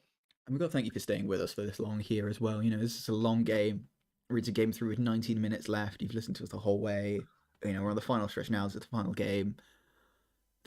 I'm loving this Keyforge. So this is my kind of Keyforge. This is the Keyforge I love. And it's been good because both decks do this thing. Yeah. I think if one deck did a thing and one deck did a normal game of Keyforge, it just is a bit boring. It's like, cool, well, I'm just gonna shut down all the fun, and I'll win eventually, but it'll take us an hour and a half. It's almost like the chess-like nature of this. You know, you've got both players making moves and anticipating each other a lot more than you do with maybe faster Keyforge. And we've seen a lot of that happening because I think the decks are similar in a number of ways. We have 2 decks that are Dis and Sanctum, albeit across sets. We have 2 decks with the Hysteria plays involved. We have 2 decks that are quite disruptive, but also trying to get a big chunky board going. So they're able to anticipate each other's moves pretty well in terms of what's going on. Yeah, and you see also the thinning of the 2 decks because I mean, the first game we saw both decks having cards purged from as well means that you can know what to expect a lot more. I mean, we saw in the concession of the first game where Dammat was just like, control the weak and you win. Knew what was coming, had kind of worked out. And here we see the opening hands here. Yeah, not mulligan from Stealth there. Can't say I was surprised. Just a lot of stuff you don't want early on. I've maybe kept it. Having multi-card hands with the chains is good, and we have 4 Sanctum cards. And seeing the Master of One purged, can't be unhappy about that really. Like, nah, that's fine. Yeah. Smite to draw and gets the Grey Rider. Gets 3 Ember turn 1. Very nice. Oh, but Stealth, Glorious View in hand. Yeah, so they're going to swing back and drop 3 Sanctum creatures, which is super handy with the chains because you're going to draw up a bunch of cards. I just looked up at Dammat's hand. Yeah, you see it. You see all of it.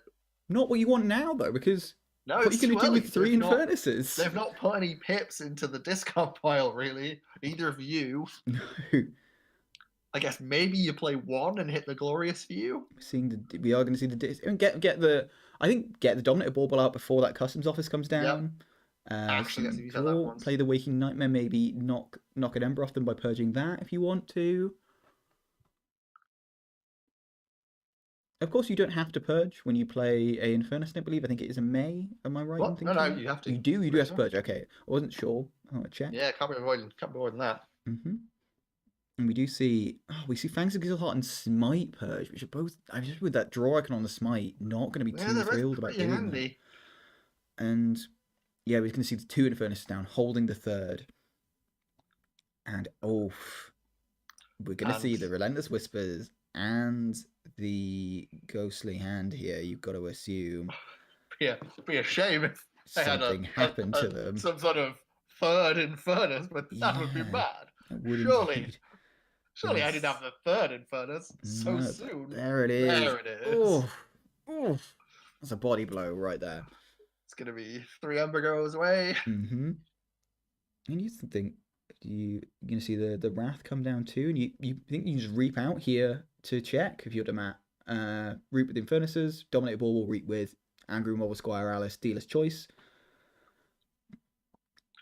If they do that, I think we might see a Dis turn from Stealth playing the Shula twice with the Hysteria. We are seeing the Reap. I think we're gonna see the double Reap, so up to 6. Yeah, I think we're likely to see a Dis turn from Stealth here. And that Hysteria is just sad. You're like, oh, I can Shula Hysteria.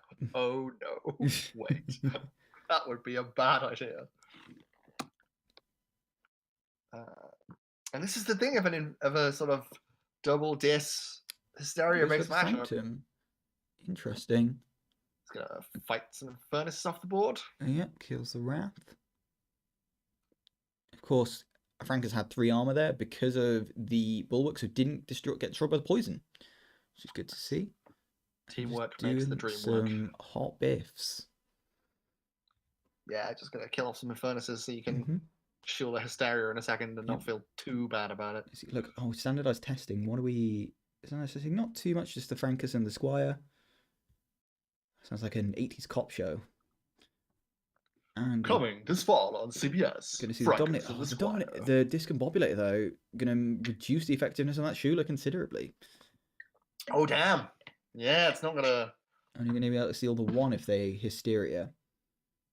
And we are going to see the Shula. No steals, sadly. Oh no! Briefly forgetting you sort of do these things out of habit, right? You sort of instinctively play it. I mean, I Hysteria. guess. Just discards it. Hysteria. I mean, I guess it's the thing of if you return the Infernus, though, they can just play it again. Maybe it doesn't want to have their Hysteria purged.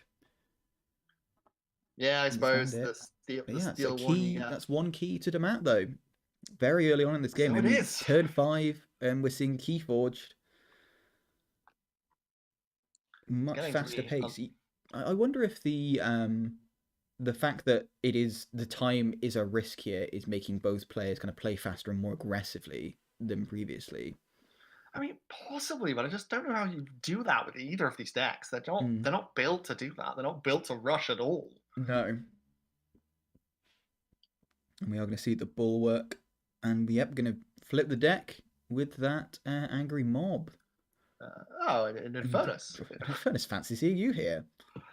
And that's just a really cool interaction that we've seen Dammat repeatedly do. The low number of angry mobs means you can just very easily flip your full deck again on a Sanctum turn. He's going to play the Lash Broken Dreams and fight, the Infernus with the Shula. Presumably play the Dust Imp here. Reap with the Tentacus. Fought with the Tentacus actually to destroy the Gorgonal. Get rid of some of that capture. Indeed. You can see a Logos here. Going to see some diametric charges. There we go. Oh, nope, Cyberclone. And what was purged there? Yes, the Protectrix. And now we're going to see... Got a decent sized body. Yep, just... the Vision Bloom. Come into play. Take them up to 6. And... Yep. Gets you 2 Ember there. And I think we can... So the Finishing Blow... can knock them off check, and the Radiant Knight can knock them off check. I think we'll probably see Shadows here. Finishing Blow, the Dust Imps knock them off check. And this is the sort of thing that you sometimes see in these final adaptive matches, that a deck that crushed it by Penny.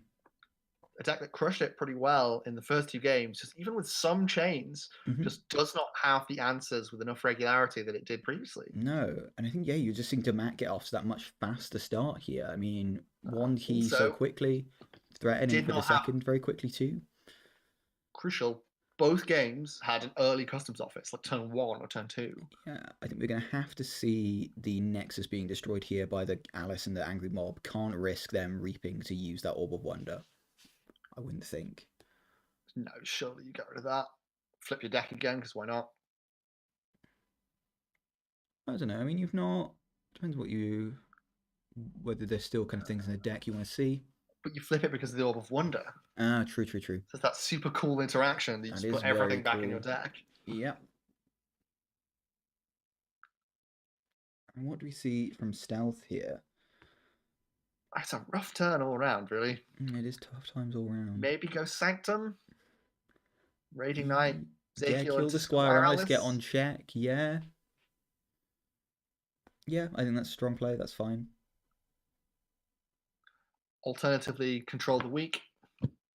Yeah, but what do you... I think you've not got great control weak options. Yeah, and you also want a collar of subordination, something better. Yeah, 100%. You don't want a collar of subordination. I think Sanctum seems the most likely. Maybe you want to like also let them get onto check so you can use the lash to... But you're in a rough place here. Going to see the Stealth Dis. Slash. Going to see the Dis. Lash Broken Dreams, just in case. In case of what? I don't know, but I always do that too. You know, you always used to use it. It's a good habit, really, just in case you miss something. Indeed. Are we going to see the collar? Maybe even just an angry mob, just to flip the deck. Well, no, because you can't even use it. It doesn't make it Dis. Yeah, but you've got the Sanctum. True. So we could play it in a Sanctum turn. Yeah, you could do the fire effect. He's going to hold the Control the Weak. Control the Weak means a Logos. I suppose taking that Logos creature, minimizing what you can do. Hits the double CTW. Yeah, so, I mean, probably not going to want to play standardized testing. Probably going to discard that, but he's going to play diametric charge. Picks up the causal loop, I think, out of the archives. Yeah, can't hurt. Could bang the standardized testing in the archive with the causal loop. Could do. Oh, is that? Always go for Orb of Wonder. Oh, is it archive card from hand? I thought it was. Oh, I'm thinking of the one that archives top cards in the deck. What did he get? The auto encoder. It's again getting down these artifacts before the customs office. We saw how big that customs office effect was last game. The only thing we see here is though that Stealth is gonna get a key. No way of stopping him. No ember control. And it's gonna get doorstepped. One would assume that doorstep will be the card coming down after this key is forged. And yeah, we do see that. I think probably Zekeel to kill the Squire Alice. I would assume here with the Cyberclone. Oh, maybe not. Oh, no, with the Raiding Knight because it's got the armor. Makes much more sense. And very suddenly, with the Control the Weak plays followed by the doorstep, this is looking like a contest. Oh, kills the Angry Mob. That is interesting. It just doesn't want that cycling. They've used that to great effect like twice in the last 2 minutes. Yeah, but you've got the other Angry Mob to still be able to do it. I suppose you're not going to put yourself in check, so... well, and here we go again. A Doorstep to Heaven's got to go, surely. Yeah, it's Infernus Hysteria time. And Control the Weak as well. Control the Weak, Doorstep to Heaven. So a repeat of a previous play we saw in a game. Waking Nightmare, just to gain the Ember. I assume we're going to see the Hysteria here too. You're going to get that Cyberclone back into his hand. And you will get rid of that 2 Ember that's on Squire Alice because they get it back and then they lose it immediately to Infernus. Yep. And we're going to see another key forged by Dammat, unless Stealth wants to take a really bad Dis turn, which I can't imagine he does. So you hit Control the Weak again. Indeed. And Finishing Blow, which is also very good. Yeah, Control the Weak and Finishing Blow, yeah. So and StealthSlash looking rough here. I can't. It looks looking rough. See a way. I think it's see a way back from this because we've seen with this deck, but this is the opposite situation you had in the first game where you were on your 2 keys, you were dominant, you were the one stopping Dammat. Now Dammat is the one being dominant here.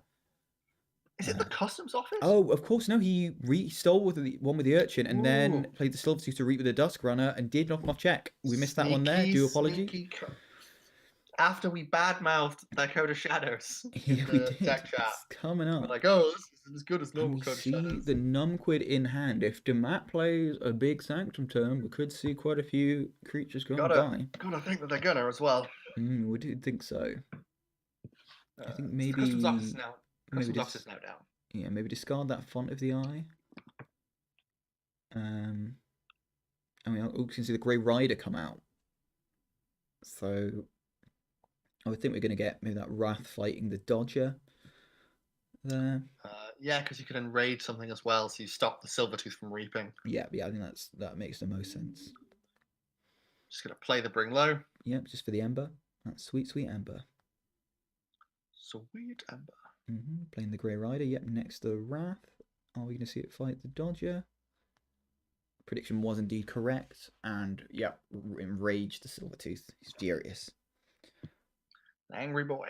He is an angry, angry boy. But we are going to see, yep, all these creatures coming down. Oof, Squire you Alice. hate it. You Angry hate to Mob. see it. I don't at all. I love to see it. And discards the Font of the Eye as anticipated. Oof, this is gonna hurt. Yep, so that's going to be 5 creatures from the Nunc with the Fair here. Assuming you can go, she does. I think I'd leave the Inspector, a Squire Alice, and an Infernus alive, maybe. No, I think get rid of the Infernus. Don't know Hysteria either.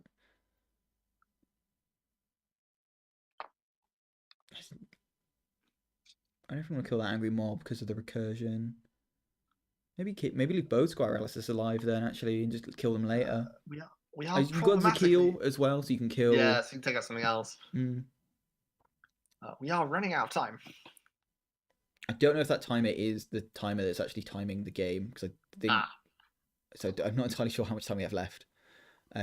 Keep an eye on the chat and see if you see any messages from Kate. But I think Infernus, and then use the Zakil and the Raiding Knight to kill presumably the Alice with more Ember on.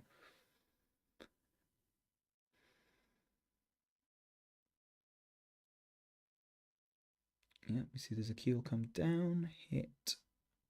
Yep, the Squire Alice with more Ember. Just keeps them off check with the. Yeah, we see the Epic Quest, but I think that could be a way back into it here. I haven't keeping enough track of what's been purged, but I've got to imagine that there's not enough Sanctum cards left to be able to. Only the Glorious Few, I think. Glorious Few and the Doorstep as well. Yeah, but if you can archive 4 Knights here and you've got the Arise. The trouble with that would be, though, you'd return the Raiding Knight and you'd give Dammat a Ember. And even if they got no Ember on this turn, which seems unlikely, that would put them onto check and give them a key. Yeah, and they just lost the Bulwark. You might see, though, like you say, the Arise potentially. I'd be getting tempted because you're not in a great. It looks like it's getting away from you. Yeah, and you can potentially play that this turn to stop them forging with the Lash.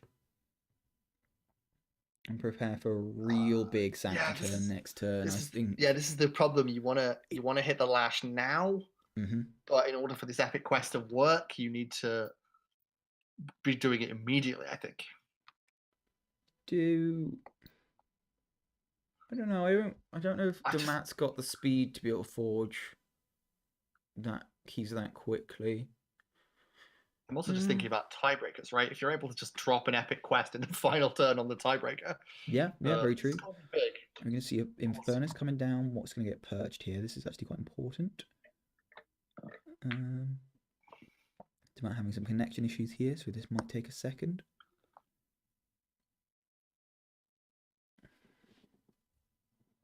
Oh, the tension. Connection issues with minutes left. I'm going to cut the tension with a spoon.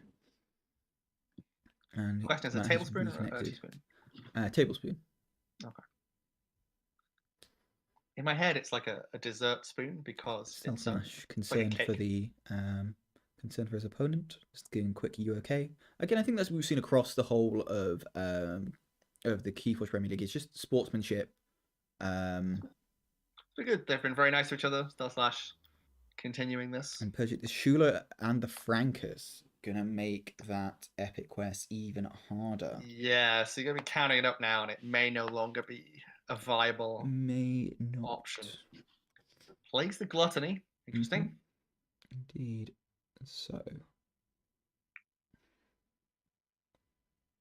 I gotta get rid of it, right? Well, it's not too bad. It's not too bad. Without knowing what's in Stealth's discard, this is really hard to judge. Yeah, because you could. Dammat lamenting his connection. You could go stop the key, Arise, something. Sanctum. Yeah, or you go dis, maybe. I don't recall if Shula's been purged yet or not. Oh no, Shula was just purged, so can't arise that. It's a sticky situation. I'm starting to feel like Epic Quest might be your only way out. It might be, but the problem with it is you give them an Ember, they're probably forging I'm anyway. playing the dis. Okay, so I think it's gonna come down to what they're arising the dis. So I think the Epic Quest is either not an option or is too difficult and going to take too long to do. You're going to Drop down 2 Tentacuses. So there's a big no on the Shula, the Snudge, and presumably the Lash Broken Dreams is going to happen. So this is going to mean that they're going to be able to use the Gluttony to reap for effectively 3. Oh, they reap through the right. Oh, okay, that's big. But you just look, 11 cards purged from Stealth here. You know, they've just flipped the deck and they've got 8 cards in their deck because they've got so much on the board, so much in the purge. So do you go dis here as Dammat? I think so. I think, yeah, you've got it. You've just got Gluttony. Logos. I suppose, yeah, with just all the Logos in hand. Just wants to kill some things. Diametric Charge. Yeah, gets rid of that Urchin, that Silvertooth with the Dusk Runner. Second one gets rid of the Numquid. Purges something. Purges the Dust Imp. Yeah, makes sense. Tops it getting that Ember off it. You know, we're seeing Stealth have 12 cards purged now, down to 2/3 of their deck remaining. You know, they've got rather pleasant that they've got 12 purged, 12 in their draw and discard, and 12 in their hand and play. Oh, this is nice. I mean, not for them, but it's fun for us to watch. I'm gonna see this here. Time's up. Time's up. Okay. That is it. Whether that's the actual time. Yeah, whether that's the actual time, I'm not sure. I think it must have been because they probably would have set the time. Well, they're continuing to go. Return to Squire Alice. And I think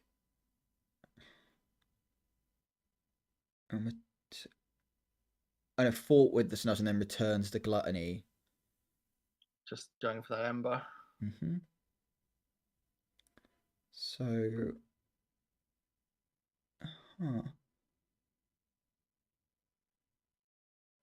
going to make Dammat Forge for 9,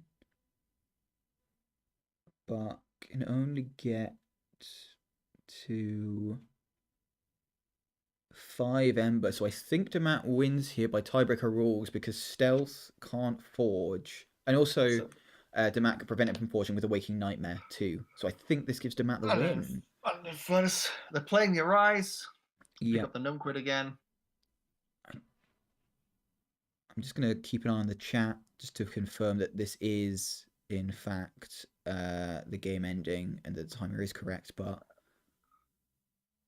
I do believe this will give Dammat the win because what we're assuming this is a tiebreaker. I think what we're going to see is going to play a disc turn, reap with everything, play all the discards down, purge some stuff, play a Waking Nightmare to just make sure Stealth can't forge, and you know, Dammat I think still is winning this game, and I don't see a way for Stealth to forge at all. Obviously, both players are a little bit unfamiliar with timeout rules because it just doesn't happen that often. It really does, especially on an adaptive as well. You know, you tend to either you'll finish in 2 games, or it just doesn't tend to go these long. This has been don't have like an average half an hour across 3 games usually. So yep, time's ended on Dammat's turn. So Dammat. Time ended on Dammat's turn. I don't believe it did. I believe time ended on Stealth's turn, and then so it should be Dammat getting 1 more turn. Then we get tiebreaker, but yeah, Dammat just saying it ended on Stealth's turn. You know. Well, trust the qualified judges at this point instead of the peanut gallery that is us. Yeah, so Dammat's going to get a turn, then time, which I think will mean that Dammat does get the win here. Yeah, because they're on 2 keys, so they can Stealth isn't going to forge. Stealth questioning the time that was DC'd. I think Jupiter's cut out some of this time, so actually maybe there was more of a DC than we saw, but I'm not sure. He's saying we should have had at least 30 seconds to a minute extra. And the thing is, it does make a difference whose turn the time runs out on. It really does. This is difficult here because I think that, and Stealth is saying that he would have played his turn differently now. Which I think they would have done. Yeah, he would have wanted to have the game end on his turn, definitely.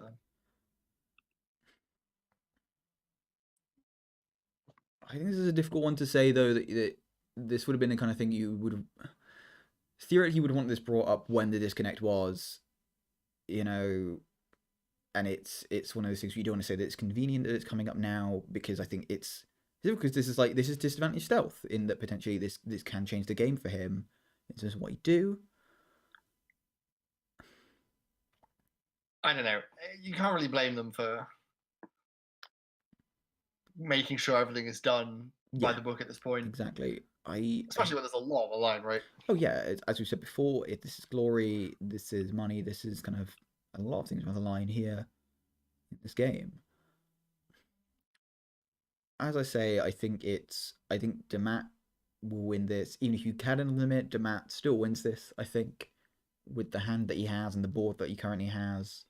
Probably. I mean, I'm relatively confident, but obviously they don't know what's going on. They don't know what's in his hands. But I don't think ultimately this would have made a difference. No, I don't blame Stealth at all. I think this is what you probably should do as a player, is that you should just make absolutely sure that the rules are being followed and that you are going to be given as much time as you should do. He's being very polite about this, and that's absolutely fine. I think we're just gonna have to just wait a bit here and just we want to, as recording this as well, I think we want to show that for the KeyForge Premier League that kind of rules are being followed here, and that we do have a big respect for the players here, and we want to make sure that rules are followed and that we kind of get the correct outcomes to these games. Because we care. We really do. We care enough to be watching and recording this entire game. You, the listener/viewer, care enough to have watched all of it. Yeah, I mean, we both love the game of KeyForge. We both play it a lot ourselves, and I'll level with you. The timing rules are not my favorite thing about it. They're not. I mean, I think there's been suggestions of how to improve the timing rules over time. You can read some articles about it, and I think they're not ideal. I think it does give a lot of advantage to the person whose turn the time doesn't end on, and a lot of the time can, without slow playing or stalling, you can just play your last turn really quickly to make sure it ends on your opponent's turn. People have suggested chess clocks as a solution, which I find superficially appealing, but does then tilt the game towards a certain type of deck. Exactly. Decks that kind of either do less complex things or do fewer things per turn. Exactly. Which is not really the effect you want. You want the deck, let 1,000 flowers bloom, many different ways of KeyForge. 1,000 flowers bloom. I love that saying. It's a nice saying. That I can't remember who that's from. Just an update though. So Kate here is saying that we haven't got an accurate log of when it was actually disconnected, so we can count his game time. She doesn't feel it's appropriate to give an extension in this circumstance, which I think is fair. I think especially when, from what I'm seeing from the chat, it wasn't a large amount of time, so it's difficult. StealthSlash seems to be, it says out of key. Seems to be accepting the decision, or just wait to ensure that does happen. But it's saying he should have clarified it earlier when he's playing his turn.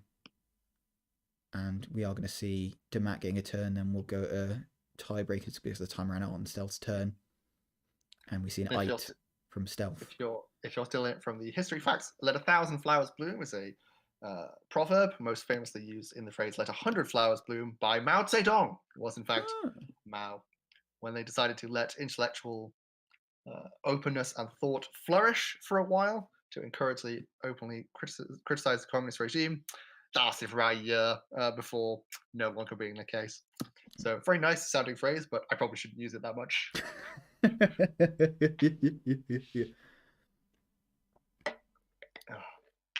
Okay. So yeah, Stealth taking the judgment in good grace and good humor Yep. here, which is what we like to see. We But do love to see it. we do indeed love to see it. Dammat asking, can we change stealth turn with manual?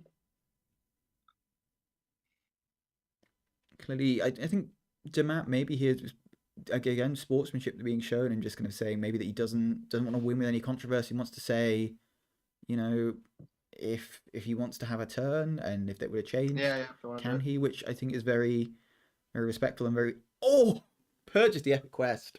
Sad times. So if you're coming back in here, but if you're coming back in here now, Dammat final turn after a discussion over the rules of the timing is just gonna play out their final dis turn, and then we're gonna finish up the game. Yeah, and we are seeing that waking nightmare. Really gonna ramp up that key cost. So dominate doorball, reap, and discarding the gluttony, plays the Infernus. And just one final Infernus to round out the Infernus heavy game. Indeed. And are we going to see... drew a double doom. Yeah, just play it. Why the heck not? Discard a pawn sacrifice at random after returning the Raiding Knight. And we would now go to the tiebreakers, which... tiebreakers, for anyone who doesn't know, I believe it goes keys, then Ember, then number of creatures of a specific house. And that's not it, I don't think. Is it not? Okay. It's like both players now try and forge for 6. Yeah. They can't, so now it's keys. Yeah, that's what I mean after the forge. Apologies. So it's number of keys, but I'm talking about now. Yeah, so both players try and forge, neither can. Then you go by number of keys. Then you go by number of Ember after that, I think. I honestly can't remember. I've gone to time twice in my entire Keyforge career. Doesn't happen to me much. Despite being known for playing very slow decks, that kind of like, you play a lot of things, I don't believe I've ever actually been to time. I mean, this matchup is like 2 glacially slow Ember punishing decks, right? I'm not that surprised this went to time. No. But I think it's just not something you really see very often. So I've not been to time personally. So yeah, novel experience. The chains made a difference, and I think possibly the biggest thing was just the customs office. Yeah. In both of the first games, the customs office came out very early, pretty much shut down most, if not all, of the artifacts in Wisperia. Yep. But no sign of it until the mid game this time, somewhat because of the chains. And as a result, we saw a Fission Bloom go off, we saw an Alter Encoder happen, we saw a Dominator Bauble be used a pretty solid effect to get some reaps off. Yeah. And that was just enough to keep pushing them, combined with the additional chains on StealthSlash, meaning they just couldn't quite find the Ember answers they needed to find. So Dammat there has won the game, will be advancing to the Final Four, to the semi-finals. And I think it's an excellent game played by both players. This is what I think the beauty of Keyforge in this tournament has been that every game that we've commentated has been different. We've had ones that have gone for 40 minutes. We've had ones that have gone for here nearly an hour and 40 minutes. And also just radically different in terms of style, in terms of what the decks do, what tricks they can pull off. We saw an epic quest, which you almost never see. We saw an epic quest. I'm just so jazzed. It was pretty good. Yeah. And Dammat goes on to the Final Four. He does indeed. So I think you've listened to us long enough now. So thank you. We'll do a rapid outro and say thank you very much for listening. I've been David, Baron Fabulous Lark. My co-host has been Callum, the good Dr. Young. We've been Scooch Bomb Commentaries. Thank you very much for listening. Goodbye.